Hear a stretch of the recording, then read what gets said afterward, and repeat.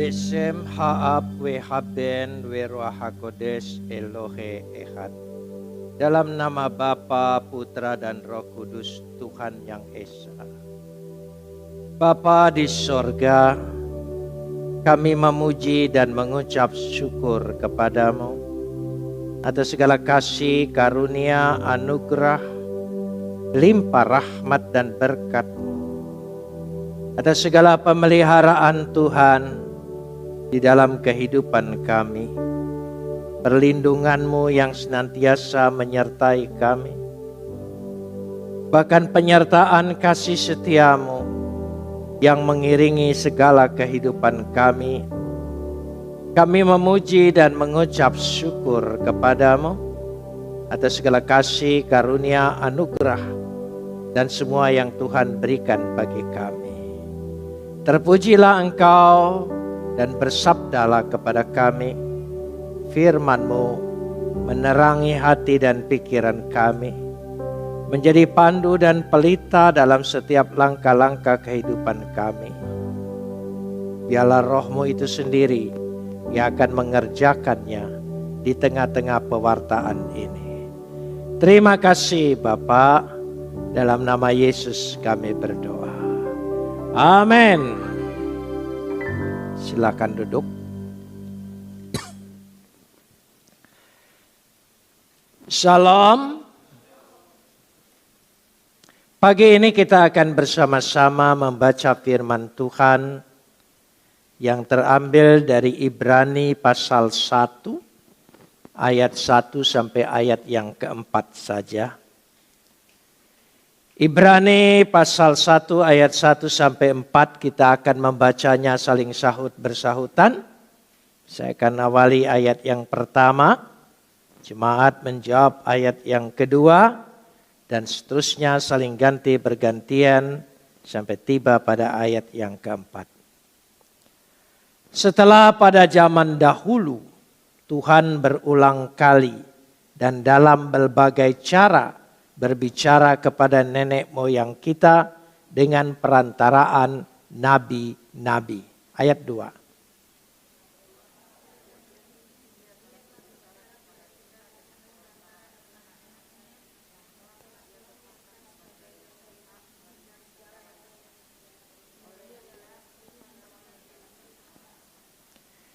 Ia adalah cahaya kemuliaan Tuhan dan gambar wujud Tuhan, dan menopang segala yang ada dengan firman-Nya yang penuh kekuasaan.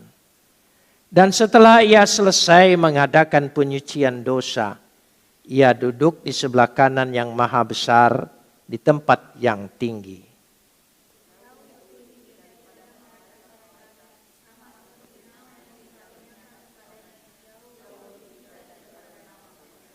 Kita sambut firman Tuhan, kapot lecha Adonai Elohenu kapot lecha.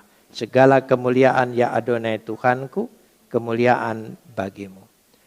Saudara yang dikasihi Tuhan, kita tetap ingin berbicara tentang Kristus. Karena rupanya masih tetap relevan menjadi pergumulan orang Kristen. Baik di dalam kekristenan sendiri maupun ternyata pada iman yang lain. Di sini saya ingin mengatakan ada dua kata yang penting dulu.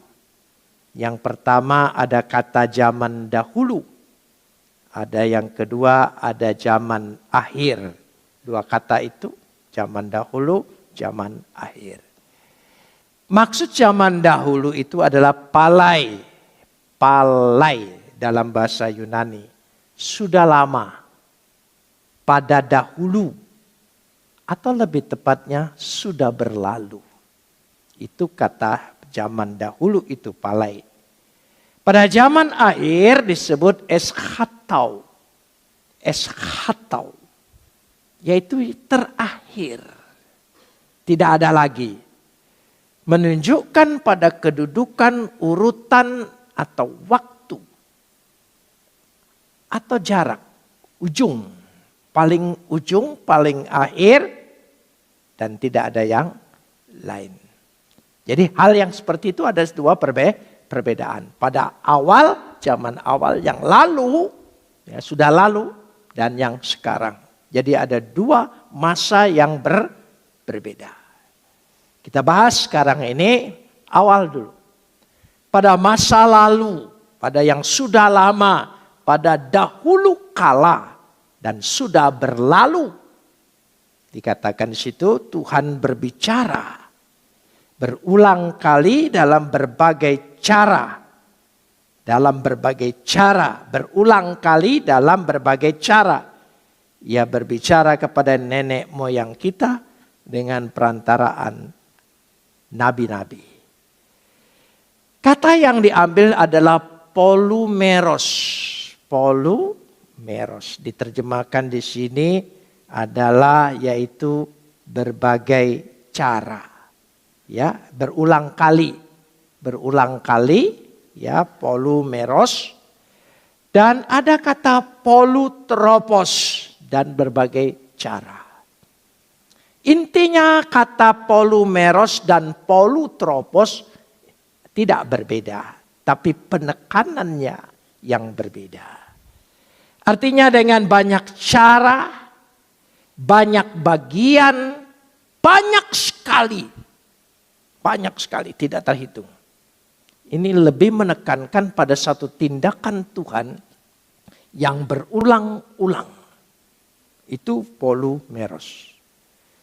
Polutropos juga banyak cara, tapi lebih menekankan pada metode. Jenis-jenisnya ada rupa-rupa tindakan. Kalau polumeros itu berbicara tindakan yang berulang-ulang, ini tindakan yang bermacam-macam. Itu dulu. Jadi ketika Tuhan berbicara kepada manusia melalui hikmat, melalui nabi, melalui alam, bisa dimengerti mengapa ada banyak agama dan keyakinan tentang mengenal Tuhan. Tidak dipungkiri, semua keyakinan yang dahulu, semua agama itu punya kebenaran Tuhan. Ada kebenaran Tuhan. Sekali lagi, ada kebenaran Tuhan. Karena Tuhan berbicara. Ya tentu saja pada zaman dahulu dengan cara, dengan jenis yang seperti itu. Dia berbicara barangkali melalui alam sehingga orang takut akan Tuhan. Ya, melalui hikmat. Ya, melalui akal budi orang mengenal Tuhan. Sudah berbagai cara. Sudah, itu masa lalu. Jadi tidak heran kalau banyak keyakinan, banyak agama yang ada kebenaran. Kebenaran Tuhan. Ada pengenalan akan Tuhan. Itu yang lalu. Melalui nabi-nabi. Mau nabi besar, nabi kecil, nabi semua nabi. Ya. Ada nabi barangkali bernama dukun, ada nabi bernama kepala suku, ada nabi, semua bisa terjadi. Tapi itu dikatakan palai, sudah berlalu. Tapi yang eskatau, yang terakhir ini, dia berbicara melalui anaknya. Ini. Dia berbicara kepada kita melalui anaknya. Ini yang ingin ditekankan. Perantaraan anaknya. Perantaraan anaknya. Dulu perantaraan dengan nabi-nabi. Dan sekarang perantaraan dengan anaknya. Saya ingin bicara dulu tentang perantaraan. Sering orang berpikir, Yesus kan hanya perantara. Sama dengan nabi-nabi yang lain perantara. Ada beda. Posisi dan kedudukannya berbeda. Saya kasih contoh. Makananmu dihantar ke rumah perantaraan GoFood. Itu perantaraan. Paketmu diantar ke rumah oleh Gojek. Nama orang menjadi satu. Cukup mereka panggil walaupun isinya tulisan di paket itu Pak Yul, tapi yang dipanggil paket. Semua orang keluar, saudara ya. Ya, jadi namanya sudah berubah. Jadi itu juga perantara. Nah, kita lahir ke tengah dunia jadi manusia ini, siapa perantaranya? Orang tua kita. Ayah dan ibu kita menjadi perantara sehingga kita bisa lahir ke tengah-tengah dunia. Semua perantara statusnya berbeda. Orang tua kita tidak sama dengan Gojek, GoFood, tukang pakai, enggak sama. Ada sesuatu yang lain.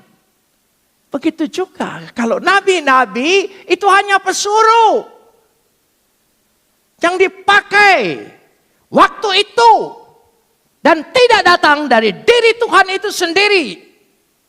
Tapi kalau anaknya dikatakan di situ, ya, karena ada kata penekanan en huio di dalam anaknya. Oh, di dalamnya ada esensi keilahian. Karena dia datang dari diri Bapa itu sendiri, dari diri Tuhan itu sendiri. Itu bedanya. Jadi melalui perantara para nabi, para ini semua. Sekarang anaknya sendiri. Ini babak akhir. Setelah itu kalau ada nabi-nabi yang lain, berarti dia kembali babak awal. Bukan babak akhir. Akhir babak akhir tidak ada lagi. Karena itu selalu penekannya, aku jalan kebenaran dan hidup. Seorang pun tidak sampai kepada Bapa kalau tidak melalui aku. Barang siapa percaya kepadaku tidak binasa melainkan beroleh hidup yang kekal. Semuanya fokus dengan kata meterai. Dengan kata kepastian dan tidak ada lagi. Dan ini penting.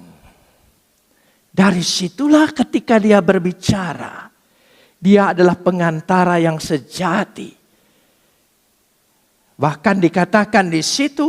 Kalau saya lihat di sini pada ayat yang kedua. Perantaraan anaknya yang telah ditetapkan sebagai yang berhak menerima segala yang ada. Sebagai yang berhak. Ya, sebagai ketetapan.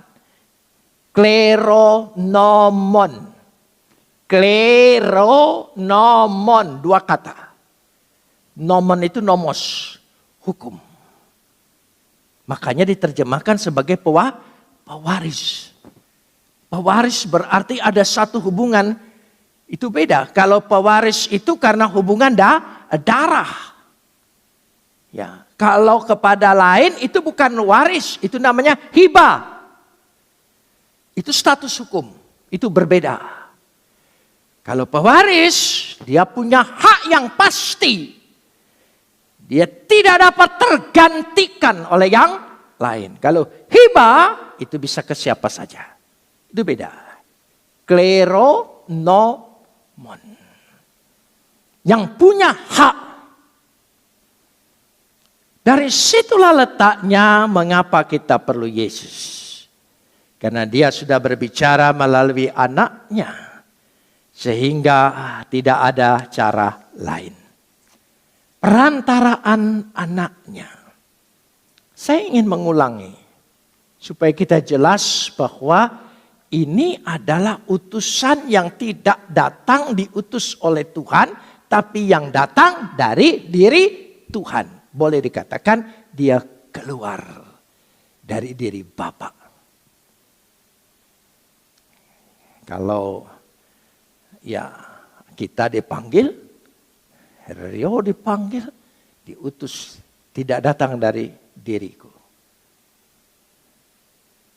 Tapi kalau anak saya diutus, dia datang mewakili diriku. Itu beda. Makanya memakai kata anak.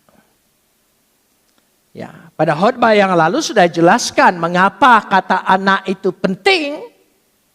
Karena dia memulihkan kita menjadi anak-anak Tuhan. Tanpa itu kita tidak bisa pulih.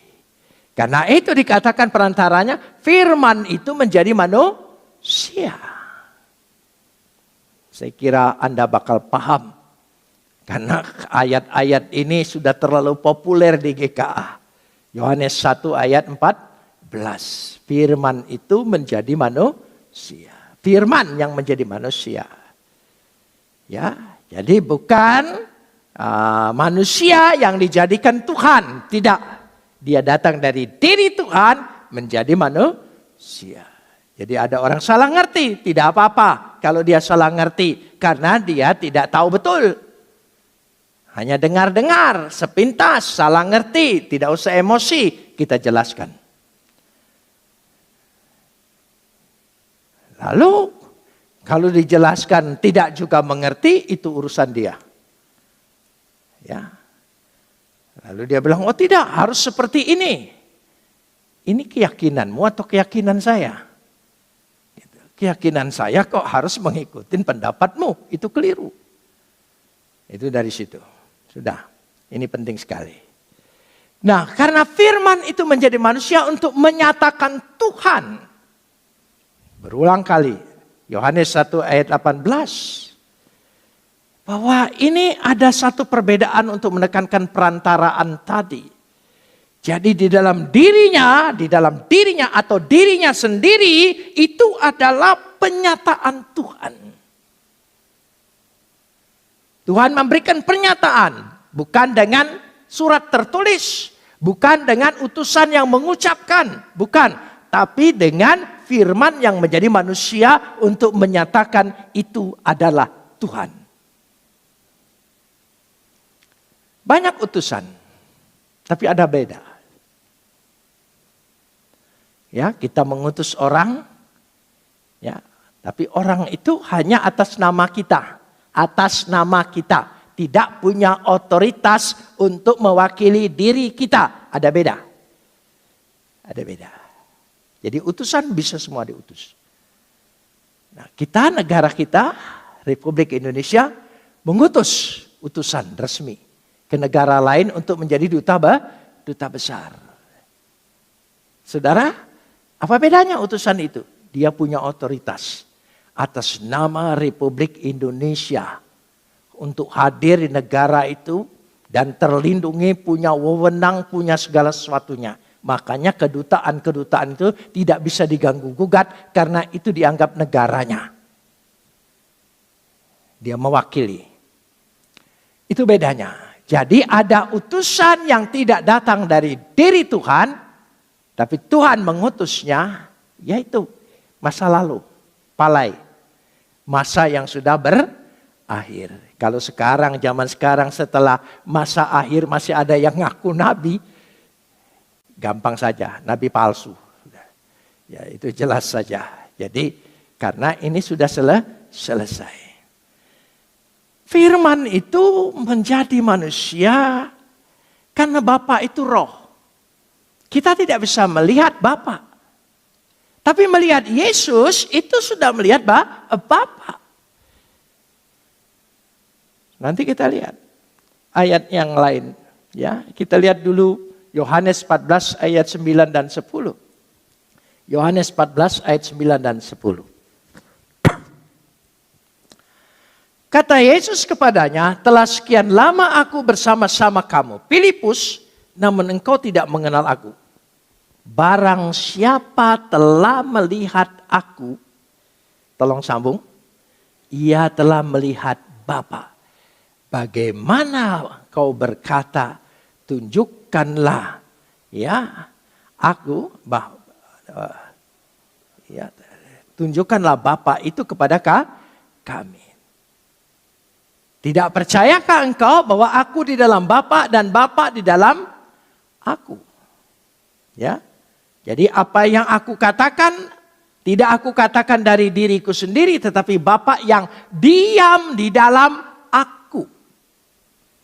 Itu keilahian. Saudara, kenapa saya harus berbicara ini berulang-ulang? Ternyata banyak orang Kristen juga bingung dengan keyakinannya. Mungkin karena istilah. Mungkin karena bahasa. Tapi saya selalu memaklumi keterbatasan bahasalah yang membuat kita salah mengerti. atau salah memahami. Keterbatasan bahasa ini sebetulnya, kalau kita ingin mengingat dan mempelajari firman Tuhan, maka firman Tuhan begitu jelas memberikan arahannya. Ya, memberikan arahannya. Sebab melalui firman itu. Pada ayat yang ketiga dikatakan, ini lebih tegas lagi. Ia adalah cahaya kemuliaan Tuhan. Dan, tolong sambung, gambar wujud Tuhan. Ya, ada 3 kata sini. Dia adalah cahaya kemuliaan Tuhan. Dan gambar wujud Tuhan. Ya, dan menopang segala yang ada dengan firman-Nya. Dia adalah cahaya kemuliaan Tuhan. Ya. Dalam bahasa Yunaninya ditulis kai karakter. Kai karakter. Karakter. Dia adalah karakter Tuhan. Saudara ingin lihat Tuhan itu baik, Tuhan itu kasih, Tuhan itu mengampuni di dalam Dia. Karena Dia adalah karakter Tuhan. Itu yang disebut cahaya kemuliaan Tuhan. Kita tahu Tuhan itu kasih, Tuhan sudah mengampuni, Tuhan sudah membebaskan dari Dia. Makanya kita punya kepastian, ya, dosamu sudah diampunin, semua marah. Karena tidak ada orang pun yang berhak menyatakan itu betul. Marah karena tidak mungkin manusia bisa menyatakan seperti itu. Hanya Tuhan yang bisa berkata dosamu sudah diampuni. Tapi Yesus berani mengatakan begitu. Artinya Dia adalah Tuhan itu sendiri. Orang lain boleh marah. Tapi itulah merupakan sebuah kepastian. Jadi kita punya nomos tadi. Punya kepastian hukum di dalam Dia. Kepastian ini. Langsung masuk lagi, ya. Dia tadi adalah gambar kai karakter, gambar. Nah, tes hypostasios, substansi, zat ilahi itu. Substansi ilahi, zat ilahi itu ada di dalam dirinya.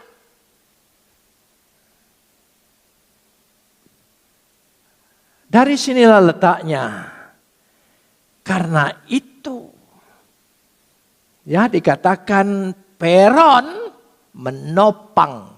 Jadi firman itu menopang segala sesuatu. Dia pondasinya dari Dia. Jadi kalau kita bisa melihat hal seperti ini, 3 kata ini untuk menegaskan begitu pentingnya. Dan surat ini ditulis surat Ibrani. Berarti untuk orang-orang Ibrani. Ya, yang harus mengerti betul. Ya, karena dia adalah hypostasios, substansi, gambar. Ya. Padahal manusia pertama juga diciptakan menurut gambar. Dan gambar itu sudah hilang. Berulang kali saya ceritakan. Dan gambar ini turun. Untuk menyempurnakan, mengembalikan gambar ilahi yang telah hilang dalam diri manusia. Dan lewat Yesus kita beroleh hak gambar itu kembali. Dari sinilah letaknya. Karena itu saya ingin tegaskan lagi supaya kita tahu. Jadi Yesus ini boleh dikatakan ikon Tuhan. Jadi ketika engkau menyembah Dia, percaya kepada Dia, segalanya kepada Dia, ya selesai. Dia. Coba kita baca dulu. Kolose 1 ayat 15. Kolose 1 ayat yang ke-15. Ya. Ia adalah gambar yang tidak kelihatan, yang sulung. Lebih utama dari segala yang diciptakan. Aikon tuteo, gambar Tuhan. Yang tidak kelihatan dalam arti tersembunyi di dalam dirinya.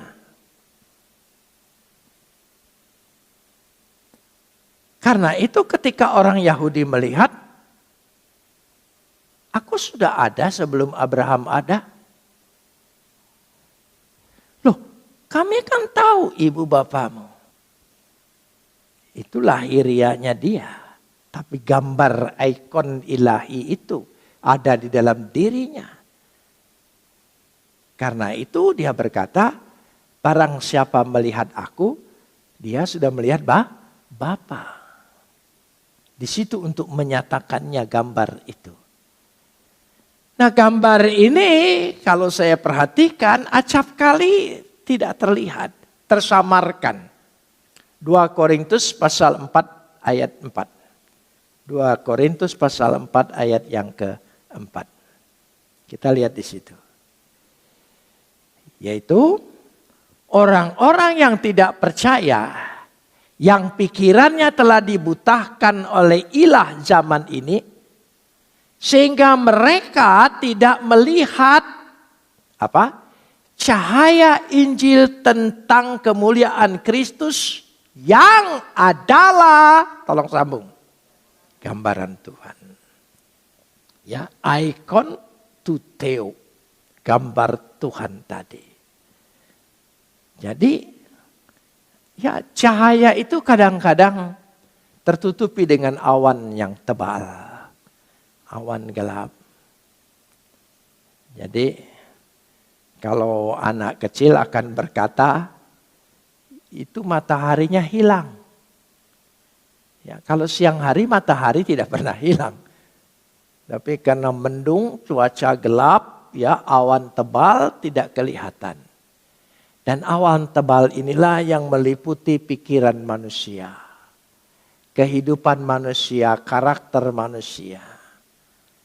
Karena itu sering kali saya tekankan. Orang sekarang lebih percaya, lebih menyembah istilah daripada Tuhan. Orang sekarang lebih percaya agama daripada Tuhan. Saya tidak menyembah agama. Saya tidak peduli agama mau ada tidak ada. Saya peduli hanya satu, Tuhan. Tapi Tuhan juga saya kenal melalui satu pribadi yang pasti, yaitu Yesus Kristus.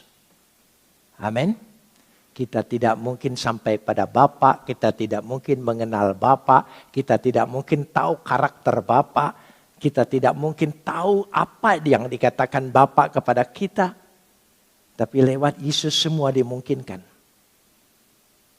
Dosamu sudah diampuni. Makanlah tubuhku, minumlah darahku. Itu kepastian. Jadi dengan kata lain ini bukan soal menang-menangan agama, bukan. Soal kepastian dari Tuhan. Dia bukan pesuruh, perantara, utusan yang tidak ada sangkut paut dengan diri Tuhan. Karena dia datang dari diri Tuhan. Dia anak in hoyo. Ya, di dalam anaknya ada janji Tuhan, ada pengampunan. Mari kita terus mengimani seperti ini. Kita datang kepada Dia. Kita berdoa.